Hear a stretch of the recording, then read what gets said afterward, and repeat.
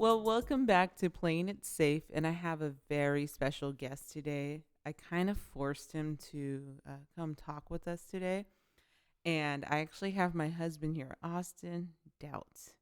So, the reason why I brought Austin on and I really wanted to talk with him. No, this is not a episode about, how hard is it to be married to Veronica. It's not one of those things, but Different episode. that'll be more of a relationship episode. Uh, it was more of just from the beginning of when I met Austin to his journey, with his education and his career, and even now as he goes along. So, just a quick little background, and then I'll have Austin jump in. When I met Austin, he was into music as far as creating beats. And so I thought that was really cool because at the time I was a DJ and I would love music. And although he is awesome at that, and I still think he should still pursue that area, I noticed, and we'll get into this as far as the story wise. I noticed he had a lot of doubt from others regarding this profession. So in between that, we had some conversations, and I figured out something about Austin and I because in between our conversations, you would you know, like we're only 6 months apart. Yes, I'm 6 months older. All right, relax, people. Uh, but we figured out, like as far as like, schooling and stuff like that, I had accomplished a lot in school, and you kind of had not an issue with that as far as my accomplishments, but if comparing yourself, and I couldn't understand why you would compare yourself, and so I noticed that me growing up, there was nobody in my family that went to school. So there was no pressure of ever having to go to college or finish college or anything like that. People were just glad I graduated high school. And for your family, you had older siblings who all had an education. So I quickly learned that we had different pressures in life, and maybe that's what was kind of the difference between that. So, anyways, I want to welcome Austin to kind of, tell me a little bit about, first of all, what brought you into music. What inspired you to that. How was your childhood for that? Just tell me a little bit about that process. Um, yeah, I had always been into music at a really young age. My siblings, got me into hip hop and stuff like that. And they'd have friends come over and they'd play like whatever the coolest new music was and stuff. And I was really into it. But as far as making music, I really got into it when my brother-in-law, he um, gave me like a bootleg of a music program called Fruity Loops, and I didn't even know any programs like that even existed.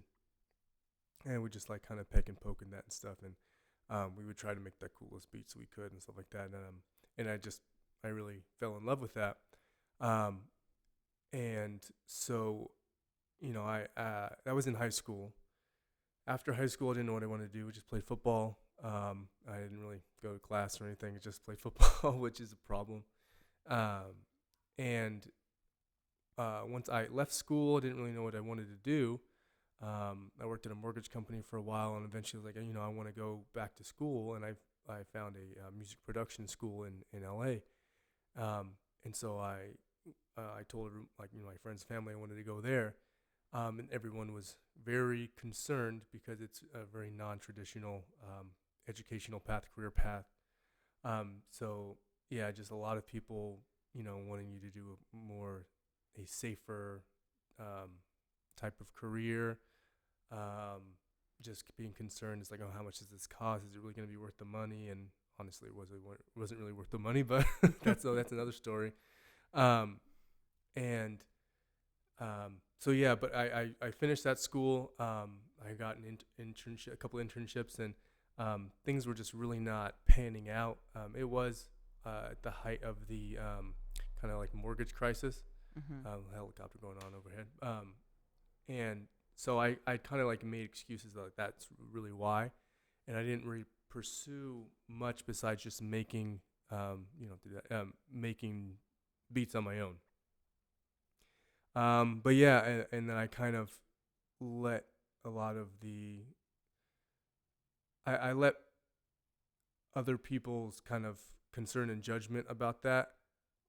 Uh, it was an easy way to like quit doing that. It's like, oh, all these people think that it's not, the safest job, and it's not. It's too hard to break into, so you should just not. And that's on me though, because it doesn't matter what other people are gonna say. If you really have your heart in it, you're not gonna allow other people's judgment, or even as well-meaning as it might have been. Like, people they're just concerned. They're not like trying to crush your dreams. They're just concerned for your well-being. But yeah, if you're going to allow that to stop you, then your heart might not have been in it 100% anyway. So Well, really, it's been relegated to more of a hobby as of now. as far as crushing your dreams or whichever, I kind of differ in that opinion.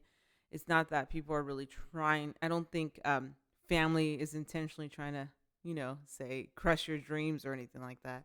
I think most times people who are closest to us have never seen anybody succeed personally in that field, and so, or any type of field, when we're discouraged from going for something we really want to.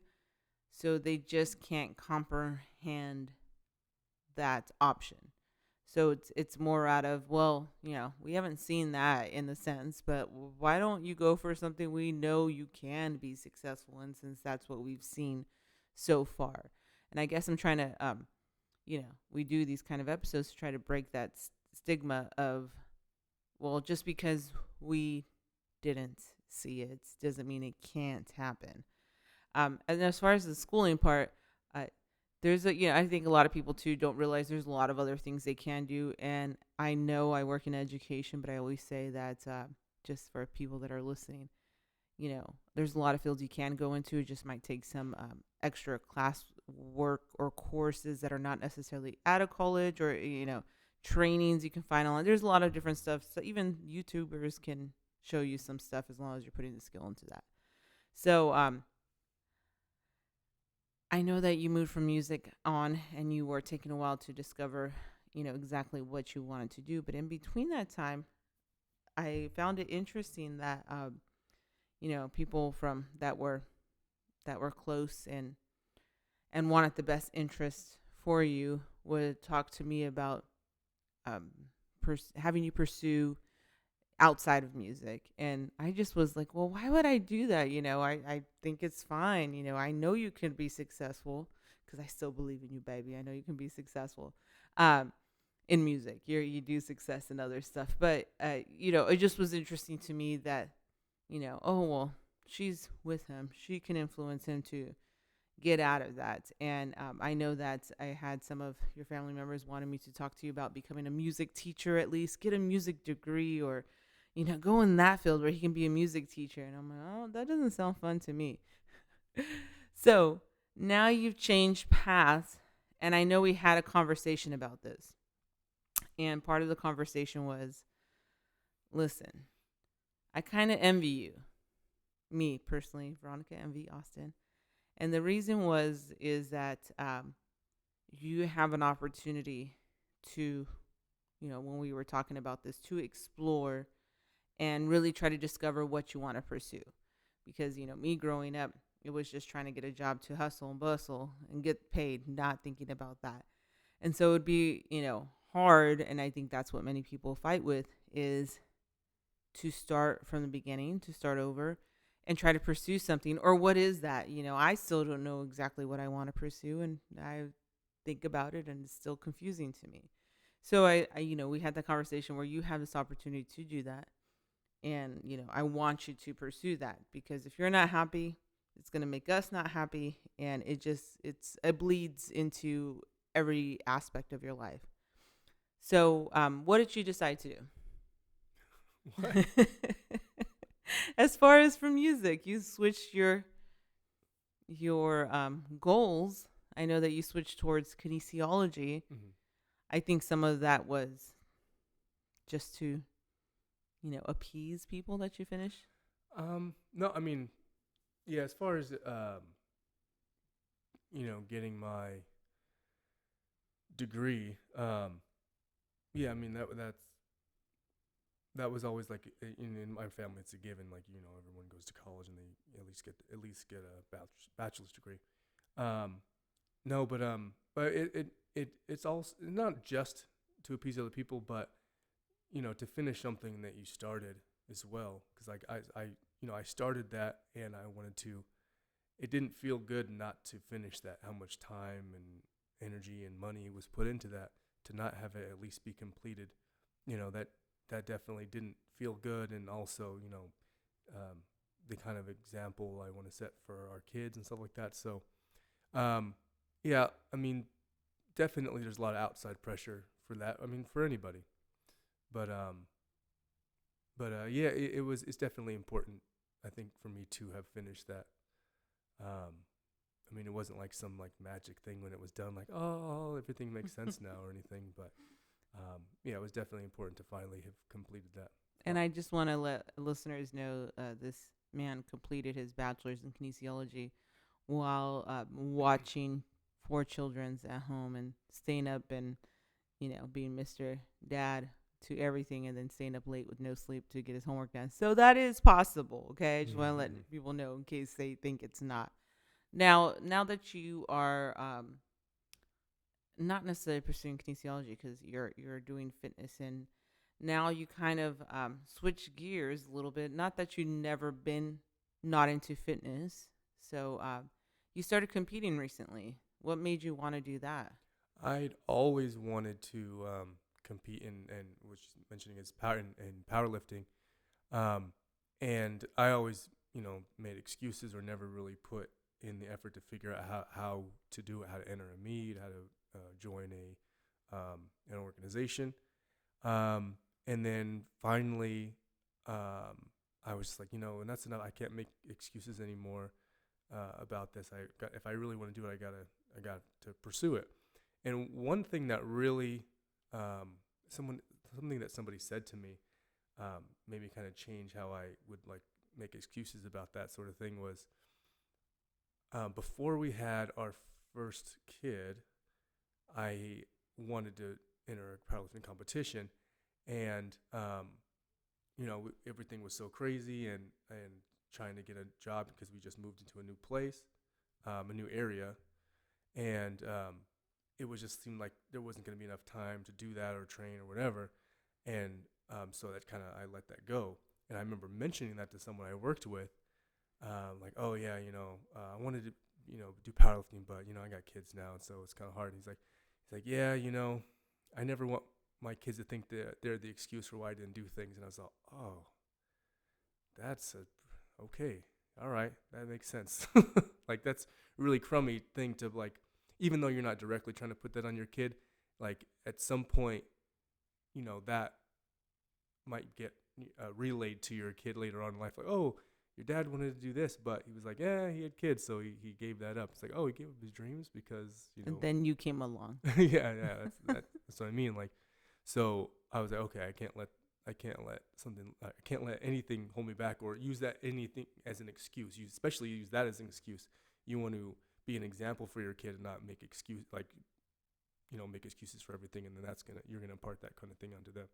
I think So, that's pretty powerful as far as me working at a community college, and when I was talking with students in my other position as far as a counselor, that would be the common story, is that people would be coming back to college years later, and the main thing was they stopped because they had children, they had to focus on them, and there's nothing wrong with focusing on your kids, but I always tell people, because people always want to know, where do you find the time? And it's like, I am more than just a wife and I hate to break that to you, I'm more than just a wife. No, I'm just kidding. And a mother. And so, I'm Veronica first and you're Austin first. And I think that sets an example for our children that, don't get caught up in certain things. You can enjoy your life, but you can still be you. You just got to figure out who you are. And so that's pretty cool though. I don't think I actually knew that part, why you started or wanted to go powerlifting again. Now I know that your first competition was technically like almost a year and a half ago, January 2020. Yeah. January 2020, and you were very um yes, you were I think everyone's nervous, but you were more nervous because the competition you went to had a lot. You felt that you were much older in age Well, I than was everybody about a there. decade. Yeah. So what I did was that make still you in feel? still in college technically, or not technically. It was a collegiate meet, so everyone is kind of like around normal college age. I was 34. Yeah, Can't maybe remember yeah, it his must have age. been before my birthday. Anyways, yeah, and I think the oldest person was like 24. So yeah, it was like a decade difference. Um, so yeah, it was awkward and you know, not really. I don't know. I don't know much else to say about that, but it was as awkward as that might have been. It's better than not having done it at all. I can say I've done that now, and I had other meets planned after that. It was supposed to be like my first one, kind of dipping my toes into it, but obviously the pandemic happened and everything. But finally got back into it just the 1st of May. Did another one, and that was it was nice to do that. And Now at this meet, you definitely were not no, the oldest. there was a 78-year-old lady there, and Mm-hmm. she was killing it. So that was really awesome to see that. That's So right, y'all listening. There was a 78-year-old. She made me feel lazy. Woman competing, and I think that's pretty powerful in itself. yeah, that was awesome. I wish I had recorded that to show the kids and be like, hey, it's never too late to pursue whatever you want to do. So And there was much older gentlemen competing as well. yeah, there was, yeah, because in powerlifting meets you have an open category where it's any age pretty much. Then you have like a sub masters, which is like 35 to 40, and then a masters, which is I think 40 to 45 or 44 or something like that. And I don't know if there's anything beyond that, but um, yeah. So yeah, there's definitely people that are up there in age. I was maybe in like you know one of the five oldest people there, but still, it was still. Still very young for, just he's offending a lot of people right now. He doesn't realize that. I'm not offending anybody. The majority of people, like 95% of the people, were younger than me. And I remember when you went back to school to finish, you started off at junior college and you came home one night from class and you were upset because you're like, I'm the oldest one there, damn it. And the girl in front of me passed the paperwork behind me. She said, here you go, sir. Yeah, I was also in my mid-20s, and I was like, what do you mean, sir? That's because it's the beard. If he shaves it, he looks like he's 17 with big muscles. Well, now that you're doing the powerlifting, which I think is awesome, and it's great that you're doing it besides trying to fit in the time for that with the children and still trying to accomplish things. What made you want to compete besides it, like something you always want to do? But what's your driver for that? I mean, I've always loved competition. I played multiple sports all throughout high school, before high school, and football being like the most um, dominant of like the sports that I played. And then after football, yeah, I just needed something competitive to do. I did like obstacle course stuff for a little bit, and that really wasn't my thing. It was fun, but it wasn't like anything I thought I was really competitive in. Powerlifting was just, I mean, the thing I liked the most about football was actually the training. So powerlifting just seemed like a natural fit. I definitely liked training weightlifting way more than the actual sport of football itself.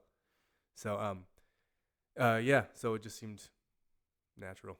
Now that you're starting to do things that you want to do, now that you're focusing on Austin, what would Austin tell his younger self? Would you still pursue music? If so, do you know now that you have a certain thought process now? Because a lot of times we always say, if I could go back, I would, do things differently. If I know what I know today back then, what would you do? That's hard. That's a hard question, because even if I could go back and impart some wisdom onto a younger self of mine, was I mature enough at the time to heed any of that? I mean, most of us can remember at some point in our lives when an elder told us like, hey, you should really do this or that, or put in the time, whatever it is, and we just kind of brushed it off. And then later on in life, you come to the realization on your own, like, oh man, I should have done that. It's like, oh, someone had told me that way back when, and it's not necessarily too late, but there's time that's been lost. But that comes with, are you mature enough at the time to do that? So I think the best advice might be just to, because I think part of my problem was, if I wasn't all in on something, I would like totally, I'm like, oh, well, if I can't dedicate 100% of my time to this one thing, that's not worth doing. Where you can, do like little bits and pieces, practice this, like, just a couple hours a day or a week, and whatever it is, or put in some time at an internship while I'm still doing this other job. Not, I got to quit my job and do this internship full time, and hopefully I have enough savings that I can, until I actually make money doing this thing. It do being able to, balance everything better, rather than trying to just go 100% into one thing and it doesn't pan out, and they're like, oh, well, that was a failure. And letting little failures like that kind of dissuade you from pursuing what you want to do. I think that's a really good point, though. A lot of people feel they can't do something because they can't just quit their job. And it's like, no, don't quit your job. Like, I always tell people, don't quit your job yet, okay? You need to finish your backup plan and have something officially backed up before you can leave. Because, most of us don't have the luxury of somebody, and I'm not saying you did either, but I'm saying most of us don't have the luxury of just being able to quit and stop what we're doing and just, I'm going to go do this internship. I saved enough money. And a lot of times we really never save enough, right? And so that is really important for that. Now, as far as I know, one time we had a conversation, and because I'm all about this, like, stop playing it safe, you guys can do it, right? And I realized I was a hypocrite for a second, because we were, I don't know, you and I were having this conversation. I don't know if we were with other people, but it was like, what if one of our kids wanted to do something like become an artist or something? And I hate to admit this, but I was like, oh, heck no, I'm going to try to encourage them to do other things. And you stopped me there, because I was, everything I say not to be. And I think the fact was, if I think about like successful artists personally, I haven't seen them personally. I've met people who are successful in there, and but it's not like I actually personally know these folks. It's just maybe I've encountered them and I know they can be successful. I know it's a hard field to get into. So I think now with our own kids, it's having to model that they really could do what they want to do, and I hope we could really encourage them to still pursue what they want, but could they do this and make a living off it, and have enough. You don't have to be rich, but have enough to support yourself, and be able to live within your own means, whatever you define that is. And I think that's the main thing, is that, yes, if we really think about it, do what you want to do. Well, a lot of us would love to do whatever we wanted to do, but we still need to come to reality. Have to pay bills. And pay bills. But can we do what we love? And there's been so many creative people, and I think even with this pandemic, that has that creativity has sparked. I mean, it's definitely defeated a lot of people, but that creativity has definitely sparked some individuals to learn to be extra creative, to figure out, how do I make my business boom? How do I do this? What do I do? And I know that's something that you are currently discovering with training, as far as not yourself, but also others, and what can you do to pursue that. So now, the last thing I want to end with, and I appreciate you letting me torture you and interview you, because I really honestly believe your story is interesting for the fact that um, you didn't play it safe, and then you started playing safe, and then you were like, you know what, I can balance this and go for what I want to. And what would you give advice to others trying to pursue something? What would you tell them? Um, so try and figure, like, obviously not every single thing you want to do is gonna have a clear path. The number one thing is just find someone else that's doing the thing you want to do and just ask them questions. And obviously, if it's a famous person, that's going to be kind of hard. Like, you might want to try someone who's maybe a local person or someone who isn't like, the super upper echelon. And if it is someone who is kind of higher up, what you probably have to do, and this is like one of those Gary Vee things that he suggests doing, is offer them some sort of free service. Like, don't just go like, hey, your time is worth all this. Can I take some of it for free for nothing? Like, no, um, hey, can I offer, like, there was one example of offering help with like video editing. Like, hey, I really like what you're doing.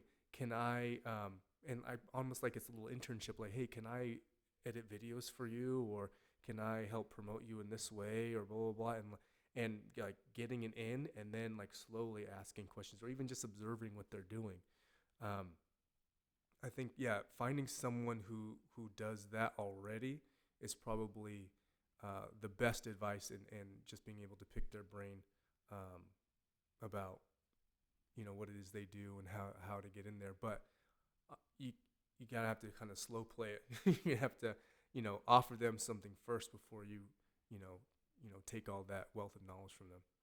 And last time I had talked with you, uh, we you had mentioned about not necessarily sharing your dreams out loud with others. What did you mean by that? And please repeat Yeah, that and part. I don't even think that was an original quote. What I said, I just remember I just said it. You said your wife is awesome. Yes, she is awesome. Go It's on ahead. camera. Sorry. No, I said sometimes you have to keep your dreams to yourself. And again, it's not an original quote, I don't think.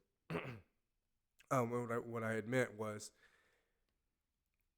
sometimes those well-meaning people in your life, again, are going to try and dissuade you from pursuing something that is not safe, because they are looking out for your well-being. Um, and sometimes they might be right, sometimes they might be wrong, but I think you should at least pursue that thing and find out on your own. And that might even go counter to what we talked about before about following the advice of your elders and stuff like that. But again, if you're not mature enough, then you aren't going to listen anyways. Sometimes there are some lessons you just have to learn on your own. You can't, someone can, you know, beat the same message into your head over and over and over again until you experience some sort of heartache or trials and tribulations from whatever you're doing. You're not going to actually learn that lesson until you go through it yourself.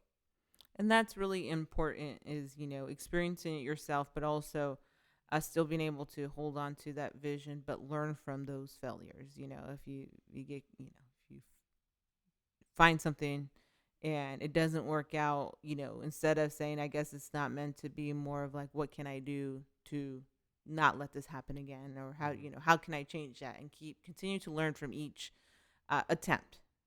And I think the one part that you keep mentioning is that we're not mature enough during that time, and it's it's really frustrating that especially in high school. And I feel for people, and my kids are not, or our kids are not anywhere in high school yet, so maybe I'll feel different once they're older and be like, you better find what you want to do in life. But I think that we have done a disservice to our kids, and even as they enter in high school, that we put so much pressure on them to hurry up and choose what they want to do and find some kind of career when that maturity level still has not been established yet. And so even yesterday, I was talking with a student, one of my old students. She reached out and was like, "Please, can I talk with you?" And as we're talking, I the whole point of our conversation, I finally got it. I was like, "Oh, sweetheart, are are you afraid to decide what you want to do? Does that terrify you?" And she's like, "Yeah." And I had to explain, I'm still afraid to do what I want to do for the rest of my life, and me thinking, "Oh, do I still become a professor and do this for 30 more years?" That's terrifying to me personally, to know that I would still do that 30 years from now. It's not that I don't enjoy what I do, but to think of it like that, I think that's terrifying for most people. So, for those of you listening, a lot of individuals have gone through different careers, have been in jobs for 10, 15, 20 years even, or even more. And it's that, you still have so much time left in your field or in working. Do you still want to do that? Do you still want to stay where you're at, or do you want to, as you mentioned earlier, just give a little bit of time working towards that, and eventually you can change towards something you really wanted to do with time. Well, I thank you for your time, and for those of you that liked our, like this story and want to share it, please like and subscribe. And if you have any questions for Austin, for any of my power lifters, or even music individuals, he still knows a lot. So please feel free to email us. I'm gonna give your personal email. Is that fine? No, I'm just kidding. At plainandsafe000 at gmail.com. And I appreciate you for doing this with me. No problem, babe. All right. Bye now.